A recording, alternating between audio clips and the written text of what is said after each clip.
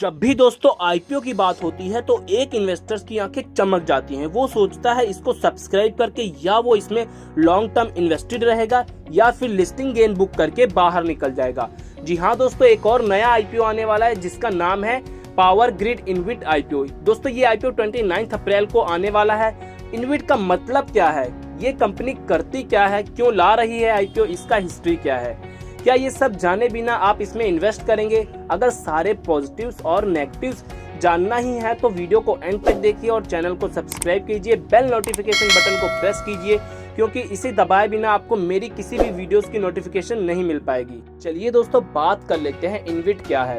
इनविट का मतलब है इंफ्रास्ट्रक्चर इन्वेस्टमेंट ट्रस्ट। अब आप पूछेंगे कि इसका क्या मतलब है, तो दोस्तों मैं आपको बता दूं, ऐसी कंपनी जो सेबी रजिस्टर्ड है, जो स्पॉन्सर्स के ऑपरेशनल इंफ्रा प्रोजेक्ट्स को लंबे टाइम तक होल्ड करके रख सकती है और इस टाइम फ्रेम में स्टेबल कैश फ्लो मेंटेन करती है। दोस्तों सबसे इम्पोर्टेंट बात, अगर आप स्टॉक मार्केट में इन्वेस्टमेंट शुरू करना चाहते हैं, ट्रेडिंग शुरू करना चाहते हैं, तो इसके लिए आपको एक ब्रोकर की जरूरत पड़ेगी।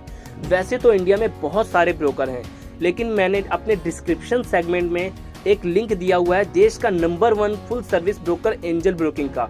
उस पर क्लिक करके आप कुछ ही मिनट्स में अपना फ्री में डीमेट अकाउंट ओपन कर सकते हैं। अगर कुछ भी प्रॉब्लम हुआ तो उसमें मैं आपके हेल्प के लिए हमेशा रहूंगा। चलिए दोस्तों बात कर लेते हैं इनविट में इन्वेस्ट करने से इन्वेस्टर्स को क्या मिलेगा। इनविट जो सेबी रजिस्टर्ड है वो annually interest and dividend payment करते हैं अपने इन्वेस्टर्स को।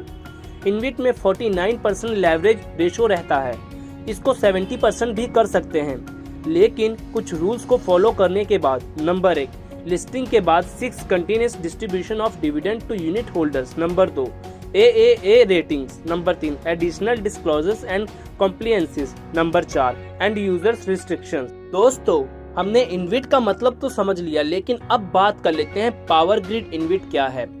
पावर ग्रिड ने इनविट के नाम से सेबी में रजिस्टर किया था जैन 7, 2021 में। इस कंपनी का प्राइमरी फंक्शन है create, maintain, monitor, operate, invest. कौन से सेक्टर में? पावर डिस्ट्रीब्यूशन सेक्टर में। पावर ग्रिड इनविट के मेन 3 कंपोनेंट्स हैं। Number 1, sponsor and project manager is power grid corporation of India limited, also acting in the capacity of its project manager. Number 2, investment manager is Power Grid Unchahat Transmission Limited, a wholly owned subsidiary of PGCIL. It is responsible for managing the InvIT, the initial portfolio assets, as well as undertaking investment decisions relating to its assets. Number 3, trustee is IDBI Trusteeship Services Limited is a SEBI registered debenture trustee. This trustee is responsible for ensuring that its business activities and investment policies comply with the provision of the InvIT regulation and monitoring the activities of its investment manager and the project manager. चलिए friends, अब हम discuss कर लेते हैं company के strength को। Number 1, strong lineage and support of its sponsor and project manager.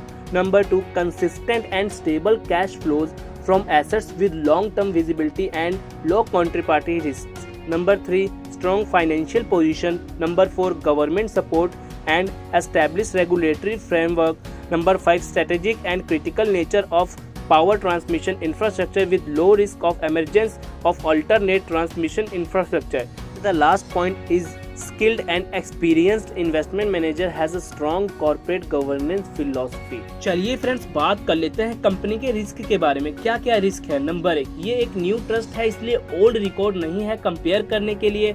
Number 2, power transmission project implementation में बहुत सारे नए रोड ब्लॉक्स आ चुके हैं जिसे इस कंपनी का कैश फ्लो अफेक्टेड हो सकता है। नंबर 3, इस कंपनी का कैश फ्लो आता है इंटर स्टेट ट्रांसमिशन लाइंस के कस्टमर से, यानी आपके मेरे बिजली बिल पेमेंट से।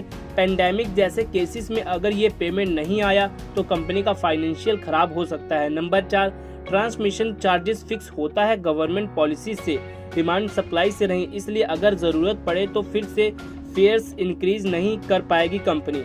नंबर 5, कंपनी का प्रॉफिट जनरेशन वॉलेटाइल है, रिटर्न्स आना ना आना कम्प्लीटली मार्केट फ्लक्चुएशन पर डिपेंड करता है। नंबर 6, रिटेल इन्वेस्टर्स के लिए मिनिमम इन्वेस्टमेंट अमाउंट है 1.1 लाख INR, जो काफ़ी ज़्यादा है कुछ एनालिस्ट के हिसाब से। चलिए दोस्तों मैं बात कर लेता हूँ कंपनी के IPO डिटेल की। तो कंपनी का IPO ओपन होगा 29 अप्रैल को और बंद हो जाएगा 30 मई को। और इसकी अलॉटमेंट आपको होगी दोस्तों 10 मई को अलॉटमेंट होगी, और आपको अगर अलॉटमेंट नहीं हुई तो 11 मई को आपको पैसा रिफंड हो जाएगा। और ये आपके डीमेट अकाउंट में कब आ जाएगा? 11 मई को आपके डीमेट अकाउंट में आ जाएगा। और ये शेयर मार्केट में कब ट्रेड होने लगेगी? तो ये शेयर मार्केट में 17 मई को ट्रेड होने लगेगी, यानी स्टॉक मार्केट में आ जाएगी। तो अगर मैं बात करूं इसके लॉट साइज की, तो इसका मिनिमम लॉट साइज में 1100 शेयर्स रहने वाले हैं, जिसका प्राइस रहने वाला है 99 से 100 रुपए के बीच में। और इसका इश्यू साइज दोस्तों कितना है? 7,734.99 करोड़। और फ्रेश इश्यू कितना है दोस्तों इसका? 4,993.48 करोड़ इसका फ्रेश इशू है। ऑफर फॉर सेल जिसमें से कितना है? 2,741.51 करोड़। तो फ्रेश इशू का मतलब है यहाँ से जो पैसा आएगा वो कंपनी के इम्प्रूवमेंट के लिए, कंपनी की ग्रोथ के लिए जाएगा। और ऑफर फॉर सेल में कंपनी के जो एग्जिस्टिंग शेयर्स होल्डर्स होते हैं वो अपने यहाँ पे शेयर्स बेच रहे होते हैं, ये पैसा उनको जाएगा। चलिए दोस्तों बात कर लेते हैं आईपीओ लाने का ऑब्जेक्टिव क्या है। फ्रेश सेल का अमाउंट कंपनी के existing debt and interest on debt के लिए यूज होगा।